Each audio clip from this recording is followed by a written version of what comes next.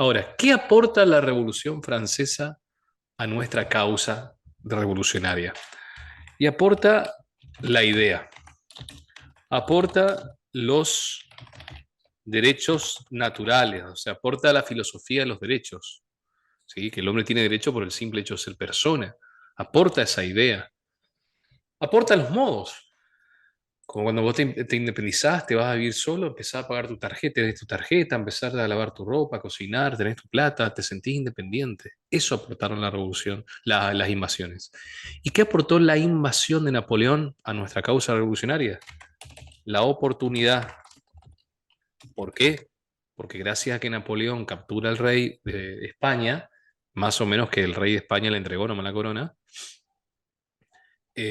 nosotros tuvimos la oportunidad de decir, bueno, no está el rey, el virrey acá no tiene nada que hacer, hay que elegir a nuevas autoridades, vamos a hacer una junta temporal, así como viene en España. ¿Se entendió eso hasta acá o no? Que llegamos así a la Revolución de Mayo, 1810. ¿Cómo fue nuestra revolución? No fue sangrienta. ¿En qué consistió el acto revolucionario? Para eso tenemos que estudiar la Semana de Mayo. Entonces acá viene la unidad 5, las discusiones del 22 de mayo de 1810. ¿Eh? El Cabildo Abierto,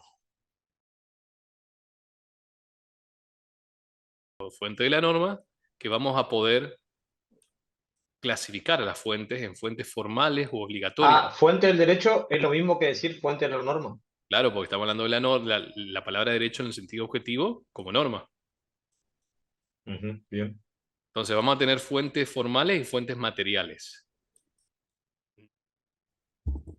Bueno,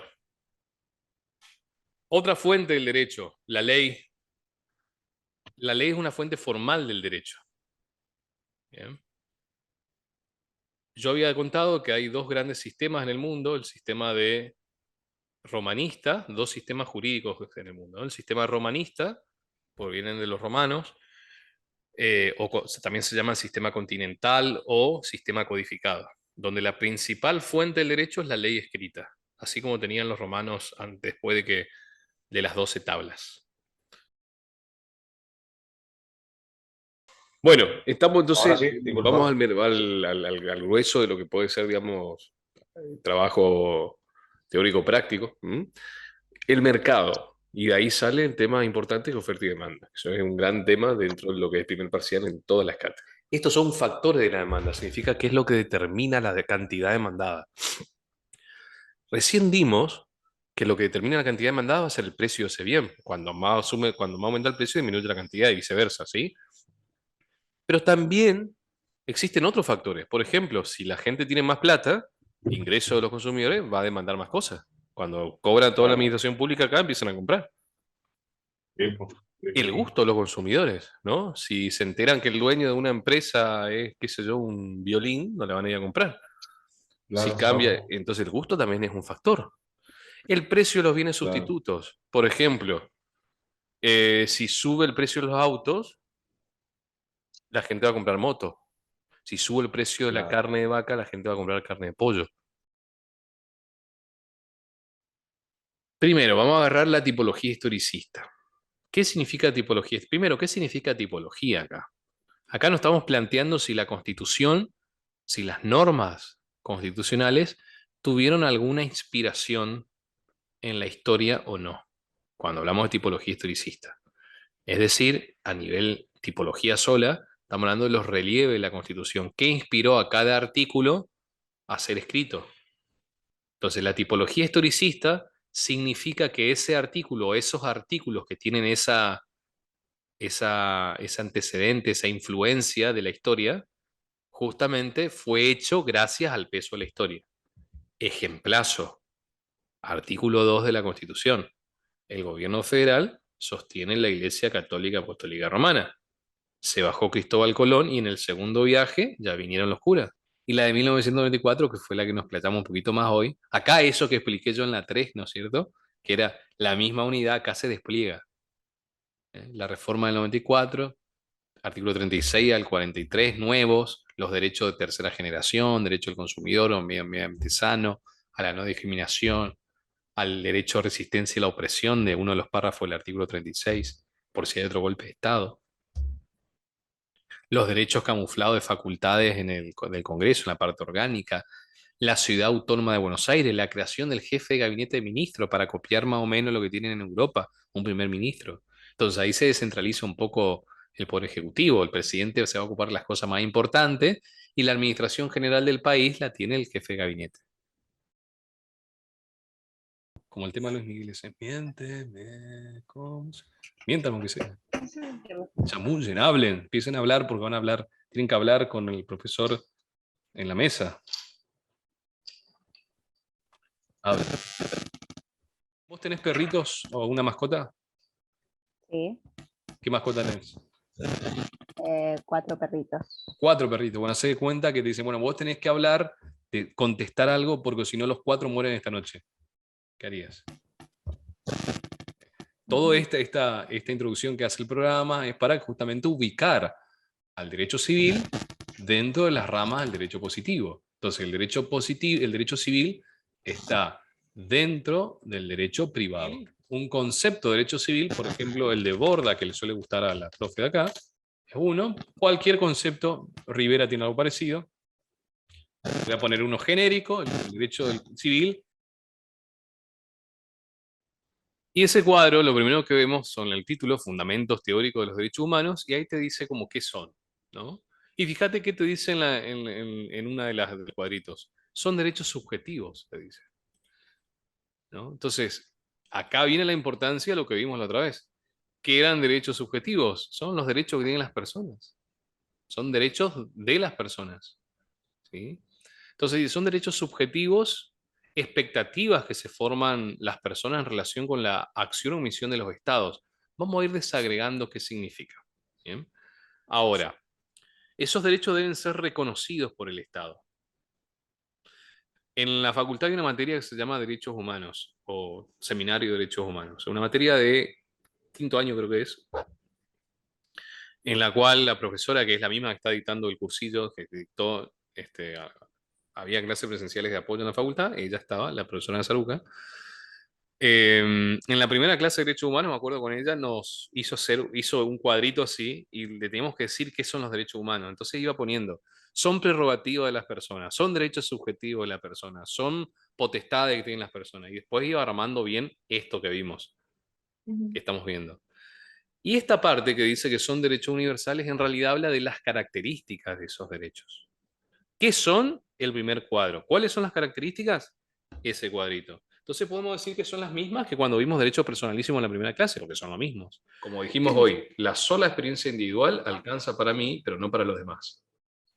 Debe ser compartida. Entonces la ciencia inclusive tiene cuando vos hayas que es un nuevo virus, por ejemplo, o la nueva cura contra algo, que Argentina esta semana o la semana pasada, fin de semana pasada, la cura, bueno, sí, la cura, algo así era, del cáncer de riñón, creo que era algo. Entonces, bueno, compartila para que los demás puedan verificar la experiencia Claro que es verdad, sí. que tuvieron. ¿No? Sí, sí, sí. Eso. Bueno. Ok. ¿Qué es la imputación objetiva? ¿Cuándo podemos imputarlo objetivamente a una persona por ese resultado? Bueno, cuando respondemos sí a 2 preguntas. La primera pregunta, ¿el señor X creó un riesgo jurídicamente desaprobado, desvalorado con su acción? Sí. Segunda pregunta, ¿ese riesgo se materializó en ese resultado y no en otro? ¿En ese resultado allá arriba? Sí. Entonces imputarlo objetivamente. Un caso así había dado mi profesor González cuando fue a una vuelta a una clase, un caso que dijo que pasó hace poco en la vida real de un tipo que fueron a cazar y le dispararon, uno le disparó a otro pensando que era un oso. Ah, mira, ese caso sí me pongo yo, de ejemplo. Este es el caso de los, pero en este caso el mono. ¿Cuál es, dónde puede estar el problema, si el núcleo de la cuestión? Y en la muerte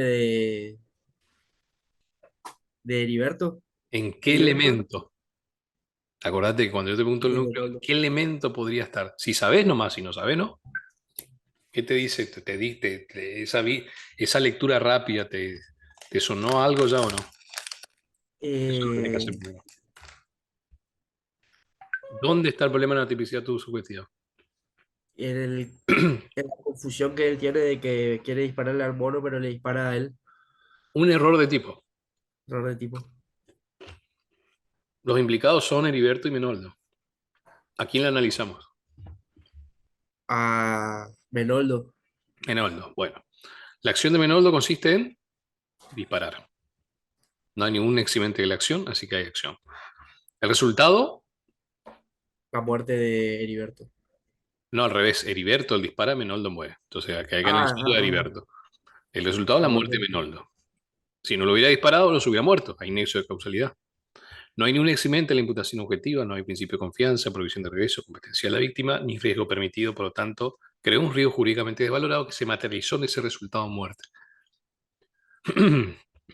Pero analizando la tipicidad subjetiva, vemos que hay un error de tipo. Es un error en los elementos del tipo penal, en este caso el tipo penal de homicidio, es un error en el elemento sujeto pasivo. Él pensaba que era el mono, no una persona. El error de tipo me elimina el dolo y dependiendo si es vencible o invencible, también me va a eliminar la culpa.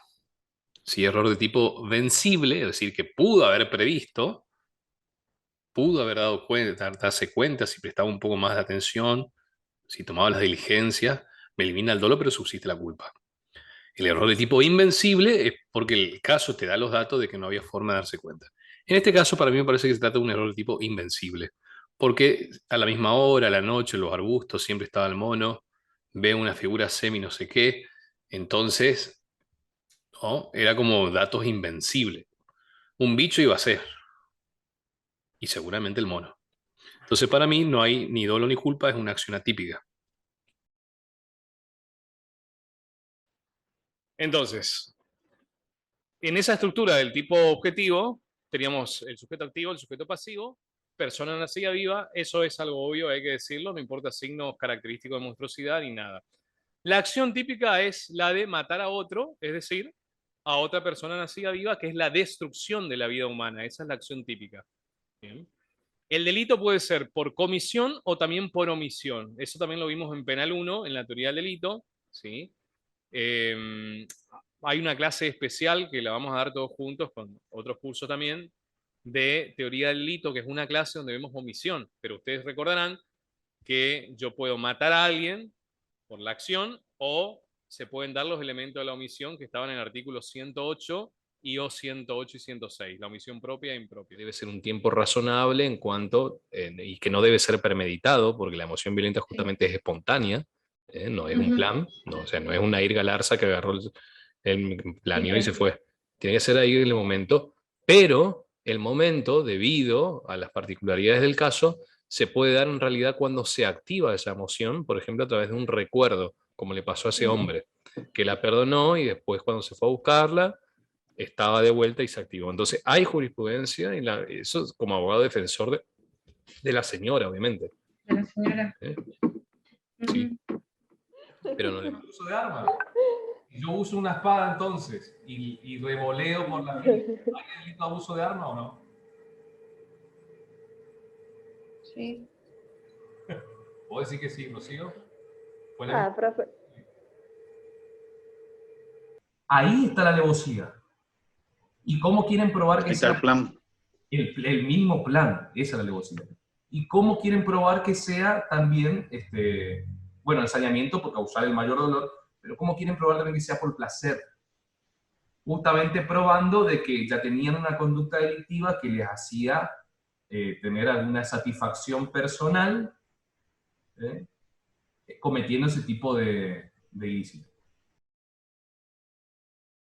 Entonces, acá tenemos las diferencias entre responsabilidad civil y responsabilidad penal.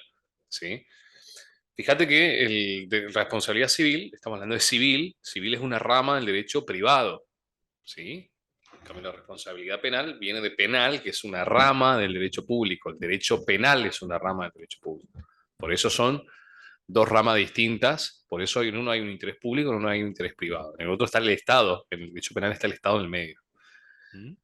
Tenemos la responsabilidad civil. Acordate que las personas en materia civil son responsables por los daños que causen otras personas que están bajo su cuidado. Ajá. ¿Viste? El factor por el empleado, el director por sus alumnos. En cambio, en materia penal Claro. solamente es por el hecho propio. ¿Mm?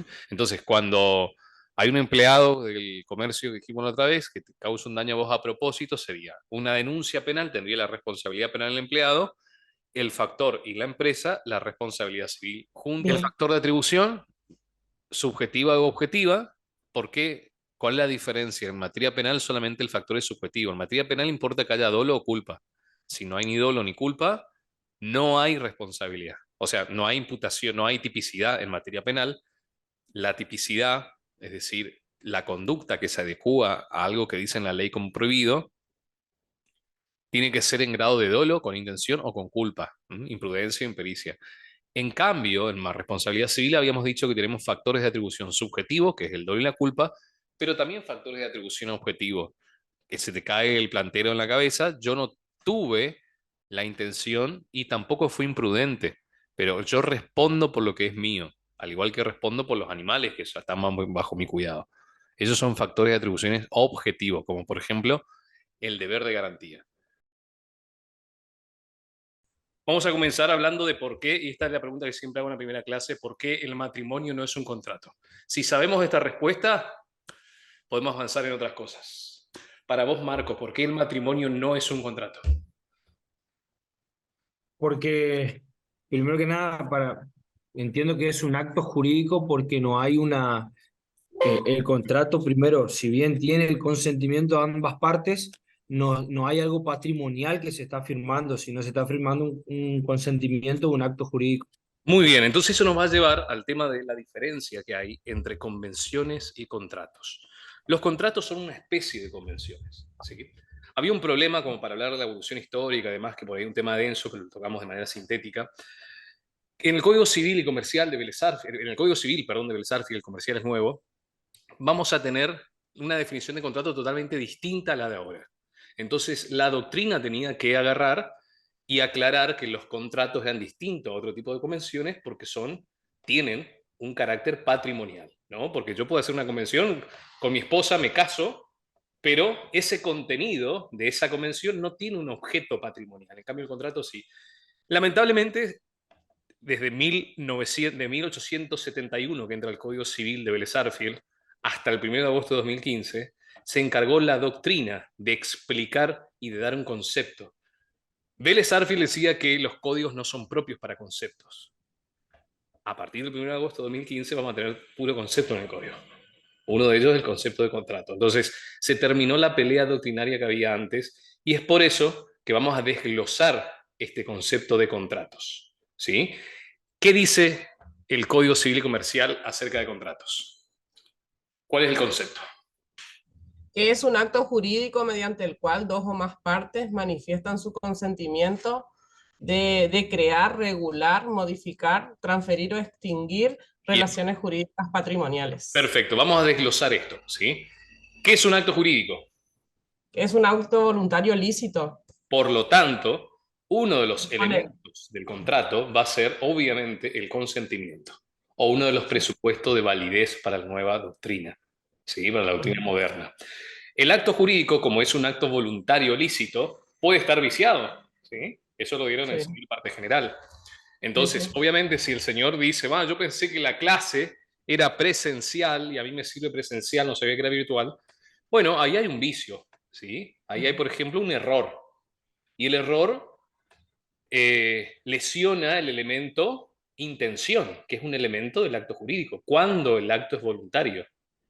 Cuando es hecho con discernimiento, intención y libertad. Por lo tanto, cuando hay un vicio de la voluntad como la ignorancia, el error, el dolo o la violencia, o causas optativas que me quitan el discernimiento como alguna enfermedad mental, el acto no es voluntario.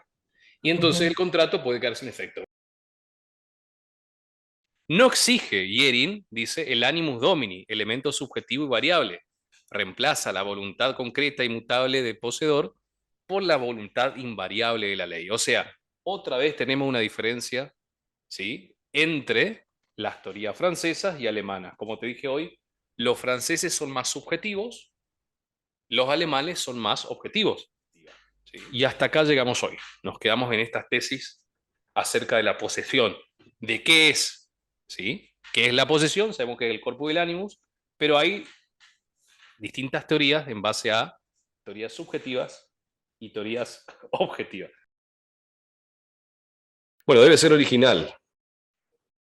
Original no tiene que ver con innovador de, wow, qué genia, qué genio, sino tiene que ser que no sea repetido, que también se relaciona con novedosa. ¿Mm? Ahí están los 4 requisitos.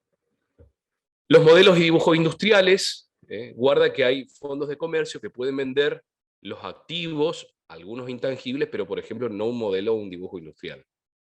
Son las empresas grandes que generalmente tienen distintas líneas de productos o empresas dueñas de distintas marcas. Por ejemplo, como le dije la otra vez, Coca-Cola Company, la empresa, es dueña de la marca, de la bebida Coca-Cola, de Sprite y de otras bebidas también, que no son la Coca-Cola y la Sprite que conocemos. Entonces, las empresas grandes que tienen muchas marcas pueden vender, por ejemplo, un fondo de comercio, pero limitarse a qué es lo que vende, sino no la totalidad. Entre asteriscos, la marca, dice, estamos hablando aquí ya no del establecimiento, sino del producto, que identifica el producto con su fabricante. La marca es lo que identifica a un producto con el fabricante, es decir, con la empresa dueña de ese producto. Bien, la marca, habrán visto, por ejemplo, P&G tiene distintas marcas, y esas marcas tienen distintos productos. La marca Virgin, por ejemplo, es una marca y hay distintos productos. Virgin Mobile, teléfonos celulares, Virgin Islands, empresas de aviones, e inclusive hay gaseosas Virgin, por ejemplo. No en Argentina porque Mauricio Macri no le dejó entrar a Virgin para competir con Telecom, es decir, Clarín, lamentablemente. Bueno, la marca entonces es el mejor activo que alguien pueda tener porque puede fabricar distintos productos y le pone la marca, y la marca, como vimos que es un intangible, está dotada de un prestigio, es decir, una imagen externa, vale la redundancia, que tiene el consumidor frente a ella. Entonces, cuando las empresas generalmente más grandes, en vez de crear productos, crean marcas en torno a un producto y luego sacan otros productos de la misma marca.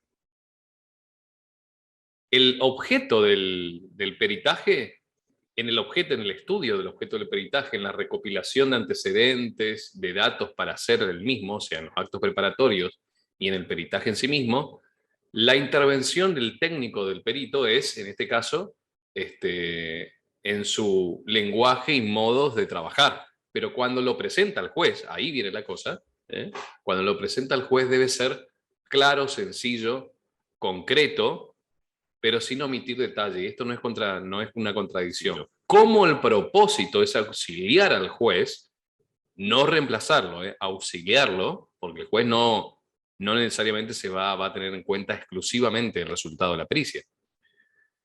En la apreciación de los hechos, el auxilia, que escapan de la aptitud corriente del juez, es necesario además la claridad en los conceptos, el no abuso de los términos técnicos, cuya acepción debe ser explicada en cada caso si son poco conocidos. El dictamen, ¿por qué? A ver, estoy leyendo y explicando a la vez. ¿Por qué esto? Porque en realidad el juez va a requerir un perito porque su capacidad intelectual para la materia específica no la tiene, no llega hasta ahí, porque es propio de un profesional distinto a sus saberes. Por lo tanto, el resultado que va dirigido a auxiliar al juez no debe ser el lenguaje que solamente el técnico comprende. Eso sigue en préstito, Bueno, antes de entrar en crédito público y todo eso. ¿Leo el concepto de eso? primero vamos a leer el artículo 4 de la Constitución Nacional. Actuando como persona jurídica de derecho público. ¿Sí? Tienen más prerrogativas que el prestamista. O sea, es muy parecido al soberano. Y si es privado, o sea, el Estado actúa como persona jurídica de derecho privado, ahí actúa igual a la otra parte. No tiene prerrogativas distintas. Entonces, cuando es una deuda, cuando estamos hablando de la naturaleza jurídica, según el contrato, que es un contrato, el empréstito, el Estado puede actuar en la órbita del derecho público o en la órbita del derecho privado. Así sería. Actuando en la órbita del derecho público, viste en derecho administrativo que el Estado tiene más prerrogativas que la contraparte. Vos no hay un impuesto, o sea, decide el que quiere, se presta, el que quiere, no quiere, no. Eso nomás comparten, digamos, con el impuesto. Ahora, te dice, es como un impuesto, pero no es un impuesto. Bueno, pero dice, el Estado exige compulsivamente sumas de dinero a los particulares. ¿Qué sería un ejemplo de eso? Que el Estado te exige que vos le prestes sí o sí, pero el impuesto, esa característica la compartes con los impuestos. Además, los impuestos tienen otras características que los empréstitos no. El empréstito es una vez, o en situaciones excepcionales, o en ocasiones. El empréstito, el impuesto es regular. El impuesto todos los meses, o todos los años, o cada cierto tiempo, pero regularmente en ese tiempo, vos estás obligado a pagar. El empréstito es una sola vez. Es como el impuesto, pero no es el impuesto. A ver, Daira, ¿vos estás de novia? Sí, Bueno, ¿tu novio te pasa a buscar? ¿Tiene auto o no? sí, ¿Te pasa a buscar en su sí, auto? ¿Te lleva a comer? sí, ¿Te cuida? sí, ¿Te da un beso en los sí, cachetes? ¿Sí o no? sí, ¿Tu mamá o tu sí, hermano o un sí. amigo también lo puede hacer, pero no es tu novio? Ya está. ¿Se entiende? ¿Pero y qué? ¿Ese sería el empréstito forzoso? El empréstito comparte las características con los impuestos de que es forzoso, pero no comparten otras características. Tu novio te da un beso en la boca, tu amigo no. Pero tanto tu novio como tu amigo comparten que te pueden pasar a buscar en auto, que te dan un beso en los cachetes y que te llevan a comer. Ay, entonces va a decir, entonces sos mi novio. No, no sos mi novio, sos mi amigo, porque además mi novio tiene otras características que vos no tenés. Bueno, el empréstito forzoso comparte la característica de forzoso, pero además tiene otras características que no tiene el impuesto. En esta clase pretendo que aunque sea lleguemos a ver por completo la unidad número 1 de tu programa, que es los principios generales, cómo se manejan los procesos, en qué funcionan básicamente, para que vos entiendas en esencia cómo funcionan cada uno de estos procedimientos. ¿Cuáles son los principios del derecho concursal? Primero que nada, el primero de los principios es el de excepcionalidad. ¿Por qué? Porque recién se ingresa a concursar a una persona o a tramitar la quiebra de una persona cuando esta persona no puede afrontar con todas sus deudas. El consorcio de propiedad horizontal también estaba en discusión anteriormente si era un sujeto concursable o no. Hoy por hoy, al darle personería jurídica al consorcio de propiedad horizontal, sí lo considera un sujeto concursable la ley. ¿Bien? Entonces, estos puntos de discusión o estas lagunas en realidad que existían antes con el Código Civil de Vélez, se cubrieron con el dictado del nuevo Código Civil y Comercial unificado al darle la relevancia que requieren y ser consideradas personas jurídicas privadas. Por lo tanto, esas personas sí van a ser susceptibles del concurso o de la quiebra. Bueno, esta presentación, a riesgo de quedar un poco antipático, tiene dos sentidos, ¿sí? Lo hacemos siempre en clases grupales. La primera, para conocernos, para saber las necesidades de cada uno. Como les dije, en una clase generalmente no hay más de 6, 7 personas, lo normal, en un curso cerrado ya. Cuando vienen acá presencial lo mismo, damos clases de una persona hasta más o menos esa cantidad, juntos en el mismo horario. Mismo tema, por supuesto. Y la otra tiene que ver por una cuestión de consigna, ¿sí? Como recordarán, y acá vengo el riesgo de antipatía, la consigna fue una presentación de 30 segundos. Concordarán conmigo que nadie cumplió eso.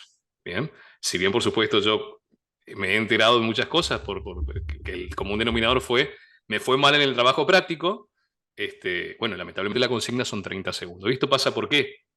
Bueno, en la mesa libre nos preguntan qué tiene que ver la Convención Internacional de Derechos del Niño con el concepto de familia y nosotros le contestamos matrimonio. O sea, lo primero que tenemos que hacer es naturalizar la consigna, contestar la consigna. Una de las grandes cosas que creo que salió también acá de lo que dijeron ustedes, de por qué me fue mal, es porque no interpreto, faltan cosas contestar, pero eso es porque no interpretamos las consignas. Le digo yo porque cuando rinden esta materia u otras materias que preparo, pero esta materia, esto es una anécdota real de exalumnos, me dicen, me preguntaron esto, y me dijeron que no, o que falta algo. Y yo le pregunté, bueno, ¿qué le respondiste? Y efectivamente faltaba algo, no entendió la consigna. Y aclara que en sus aspectos personales de orden patrimonial, ¿qué sería un aspecto personal de la familia que sea susceptible de regirse por las normas? En otra forma de la pregunta, ¿qué aspecto personal de mi vida familiar me va a regir la norma? Personal entendido como todo lo que no sea patrimonial. Por ejemplo, en el código que encontramos, tiene que ver con derechos y deberes jurídicos. Vamos por el lado, por ejemplo, del derecho, la filiación. Vamos por el lado de derecho desde el punto de vista subjetivo, ¿no? Derechos. Vamos por el lado de deber jurídico, que no sea patrimonial. Lo que estuvimos explicando ahí, uno de los fines. La protección, la solidaridad entre cónyuges, entre padre e hijo. El artículo 27 de la Convención de Viena dice que no se puede poner como fundamento el derecho interno para no cumplir con el derecho internacional. O sea, yo no puedo escudarme en mis normas internas para dejar de cumplir un tratado. Entonces la Corte en Emergencia Foy falla a favor de ese tratado, ¿no?